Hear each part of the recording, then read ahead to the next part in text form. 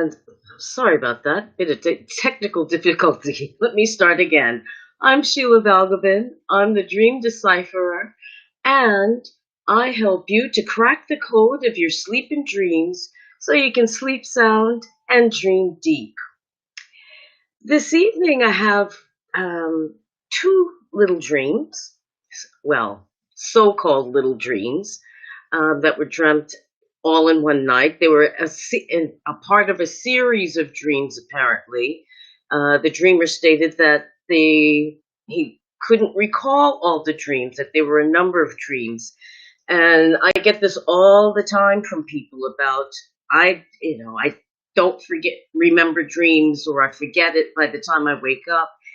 That's very normal. 50% of a dream is forgotten within the first 5 minutes of waking up.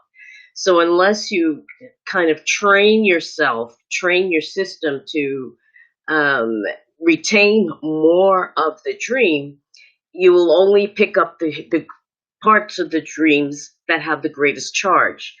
If you think of dreams as energy, bursts of energy, or little packages of energy, the items with the strongest charge are the things that will stick, and that therefore you will remember. So don't be too worried or upset that you haven't remembered an entire dream, some of which could have been perhaps the burning off of little stresses and strains of your day. So it was just smokestack stuff and easily forgotten. But the things that are really important for you to remember, those are the things that will stick when you wake up, even after you've forgotten 50% or more of your dream. So let's get into these two dreams dreamt in the same night. The first dream stated that the dreamer was in a car lot. I assume that's like a car showroom, a place where you can buy cars, located in the east of London, somewhere near a labyrinth, where a labyrinth used to be. And now I think what the dreamer meant by this is that it was a walkway where it does look a bit like a maze that arches over the road. So it's a walkway for people to avoid traffic. At least that's what I think. But there went from this one car lot or showroom to another one, which was near the dreamer's flat or apartment. And the dream ends there. Now I'll go straight into the second dream, and then I'll look at both of them. Second dream says that the dreamer was in a kitchen showroom or some kind of event, perhaps like an exposition of some kind, with kitchens in a hotel with his wife. Inside this showroom where this exposition was going on, there was a hidden room with something in it, though the dreamer couldn't remember what it was. Upon leaving this one exposition, they went to another one, which dealt with old school records and rare records, in the very same hotel. They left there, went home, and then they were parked outside of their house with a big lawn in a ritzy part of town in the area where they live. The dreamer's wife and sister-in-law, who up until this point hadn't been mentioned, went into this house, this big house with the big lawn, and the dreamer remained in the car. While the dreamer was sitting in the car, apparently waiting for his wife and sister-in-law to return, there was an unidentified attractive black woman in a summer dress, just walking up and down, unknown to the dreamer, and doesn't seem to have any particular purpose. It's just walking back and forth.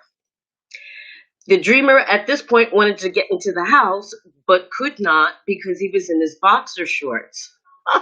Now, I can't imagine why somebody would be driving around in their boxer shorts, but we'll come back to that. But the dreamer, in any case, wanted to get into the house, but because he was in these boxer shorts, he didn't want the woman walking up and down to see him. But finally, kind of gets up his nerve and decides to make a dash for the house. And by the time he dashes to the house, and the three women, the wife and the sister-in-law, are coming out of the house, and the third woman, turns around, and they all see him at the same time. He had managed to grab a towel, so he wasn't quite as uncovered as he had thought he might be, and the dream ends there. Now, there is loads of information in these two little dreams, and being that they were dreamt in the same night, there's obviously some kind of connection, but we'll see what that is. Now, if we look at dream number one, what struck me about this dream was that traveling from one place to another was involved. The journeys, um, in the making, whether they were on foot, whether by car, but journeys were um, featured. And it made me think that journeys often represent, in a sense, our journey through life. Sometimes we may be dreaming we're on foot, sometimes we're driving, sometimes we're in airplanes. So there's something about that. The speed, good or bad, is another issue.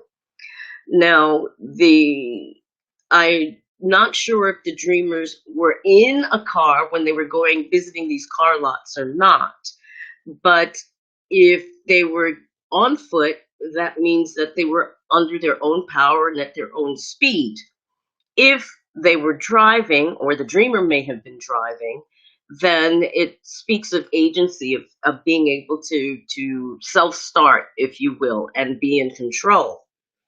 Now, there were other forms of transportation that were mentioned, a tube station where this labyrinth used to be, and we'll come back to that labyrinth in a second.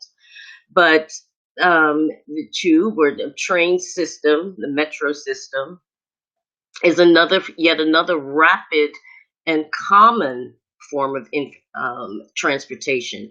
In that it's for public use rather than individual transit. It's mass transit. It's for the masses. So there's something around that as well. Now, the car lots, which I assume are showrooms, made me wonder: was the dreamer shopping, whether in real life or in dream life, for a new car, a new vehicle, a new way of getting around? Then there was also a mention of an apartment that was near this showroom that they had gone to. Now, again, when we talk about vehicles, can represent our journey through life. When we talk about our homes or apartments or the places that we live, could be taken as a metaphor for us. Now, this body is the house that the soul lives in. Are taking a new journey, perhaps, and in relationship to home and what's our inner life is about. So there may be some kind of interchange maybe going on for the dreamer that's indicated here. Now, I found that the labyrinth was kind of interesting. A labyrinth is a maze, basically, that you have to navigate to get to whatever's in the middle of the maze, or to navigate your way back out of the maze. But it also reminded me of it. And there was a song that talks about the kind of the windmills of our mind, but the labyrinths you could say, the mazes or puzzles in our minds. And maybe there's something there that for the dreamer to think about is that the shape of the brain, with its grooves and masses and curves and things, is a bit of a maze, and is still a bit of a mystery to navigate in terms of science. So there's some things there to think about, but we're going to move on to the second dream, which again picks up the themes of houses, and hotels as well, which is a big house, but it's a public house again, as opposed to the individual home of someone. They in the second dream they were looking at in a showroom, looking at kitchens.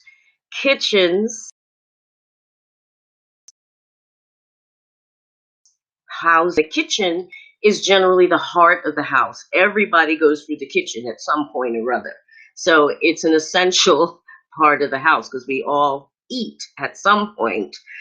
Now, there's something about going to a fair or an exposition. So it's on display, it's on show. It's kind of like, in a sense, your heart being on your sleeve, so that the heart perhaps of the dreamer is being exposed or shown in some way, or some workings of the inner life is being exposed in some way. Now, there was a hidden room in this kitchen showroom with unknown or contents, or forgotten contents anyway. Um, Maybe there was something in that hidden space that needed to be remain unrevealed.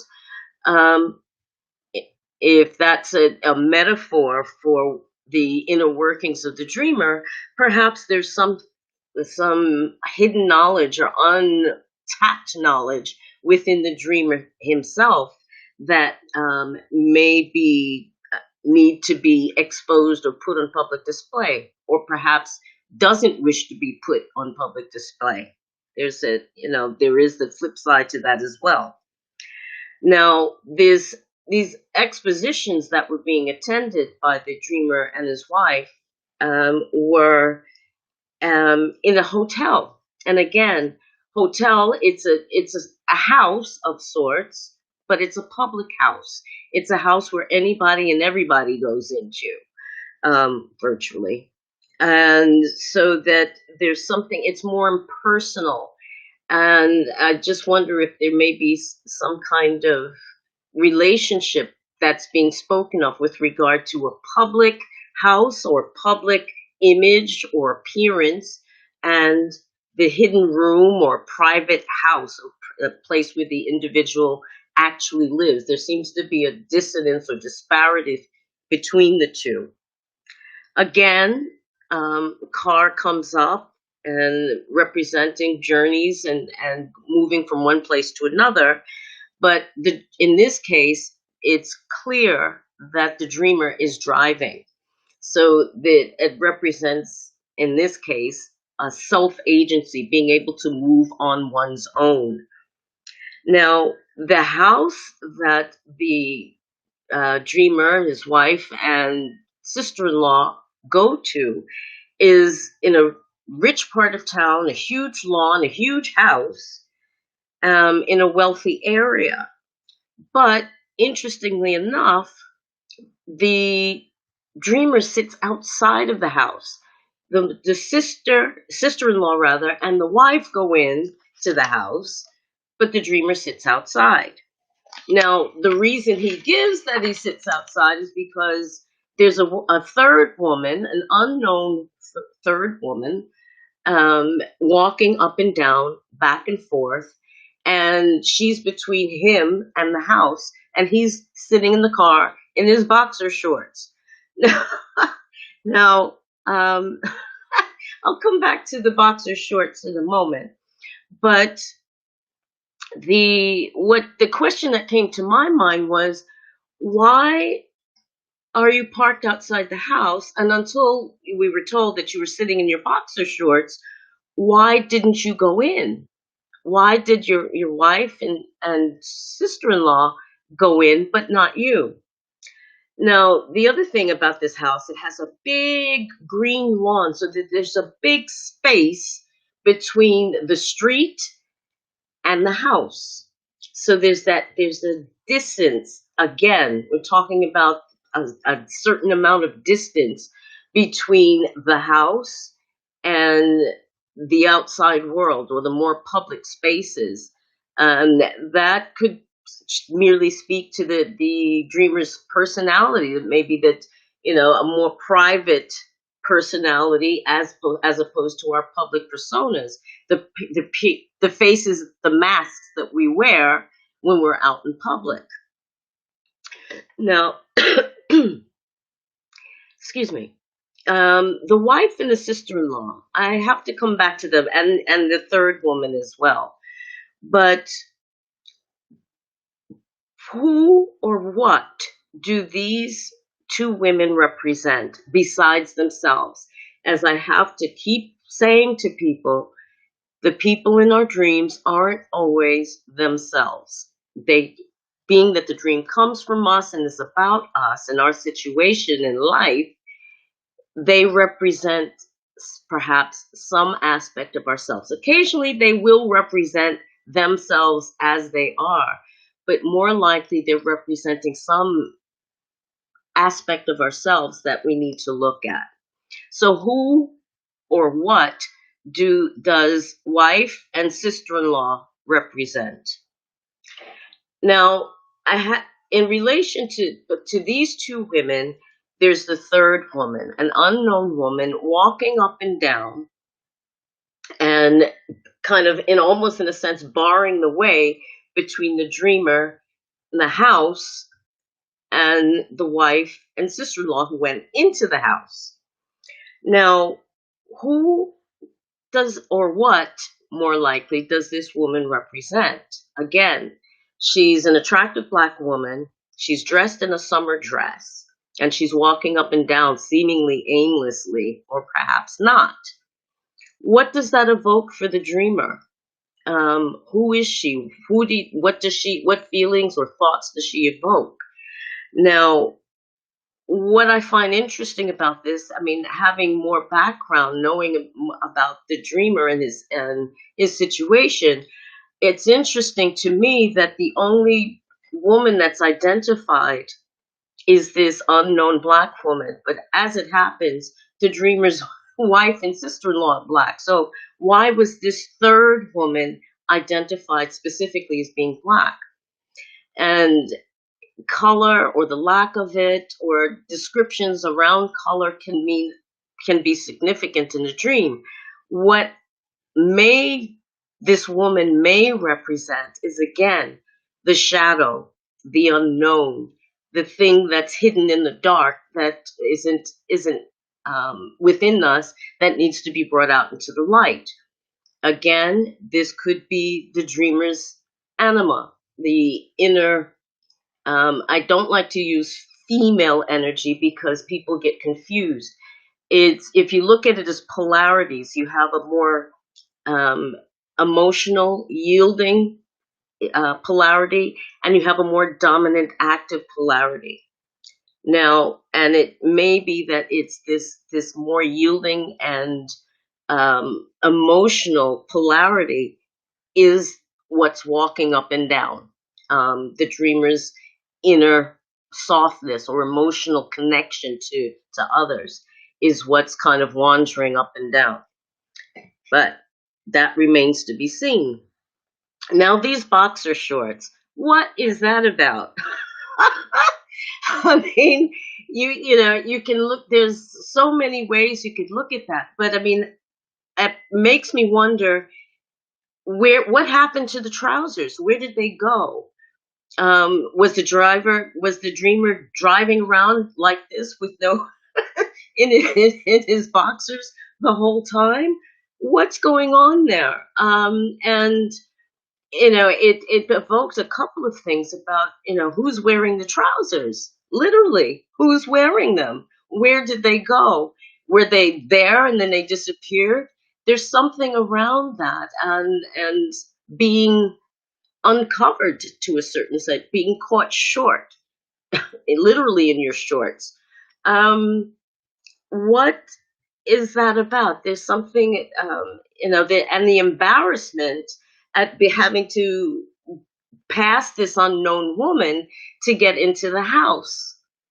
Now, what I find really interesting about this last bit of transportation on foot is a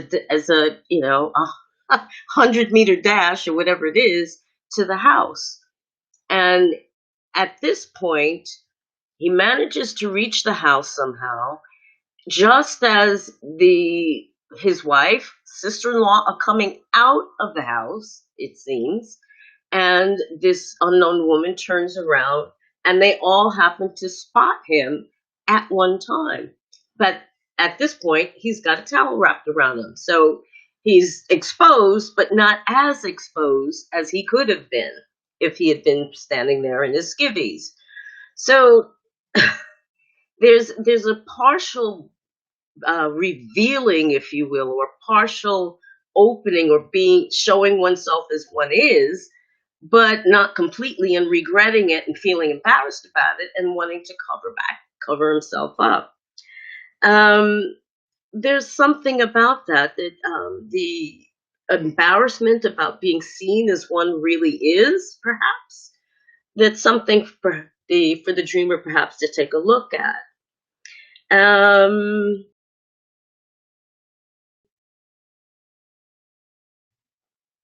there was yet more. I'm telling you, there's a lot in this dream. It took me a little while to work my way through all of the bits of information that have come up. Now, the third woman, I've come back to her again, and the summer dress. What does summer clothing evoke? Usually less clothing, lighter clothing, so that we're less covered up and exposing ourselves more. And maybe there's something, again, there's that theme running through about inner and outer and being exposed. And so maybe there's something to look at. What does summer clothing, in this case a dress, represent? Um, um, Now, there was something I found really rather odd in terms of the timing with regard to the wife and sister-in-law exiting the house, the third woman turning around, and they all turn around simultaneously to see the dreamer who's got a towel wrapped around him. Now, how did he manage to pass his wife and sister-in-law to get the towel? Is what I wondered. How did he do that? Did he go through another entrance to the house, a back door, a side door, or something, and so that his wife and sister-in-law didn't see him? Or, I mean, how did that work? I just can't figure out the logistics of it. And maybe there's something around that, because it seems to me that if he had gone into the house and they were in there and they had seen him, they would probably ask, "What the hell are you doing with no trousers on?" So it just, it's a puzzle to me. And maybe that's something that the dreamer can go back and look at. It's like, how did he get this towel? Where did he find this towel? Was it outside the house, or was it actually inside the house? And where was it? And this record fair that the dreamer went to in this hotel, and he was looking for old rare grooves. And at this hotel, where the new kitchens were being displayed. So there's something about old school and new grooves that or old grooves and new and new school going on there. So there's a contrast of old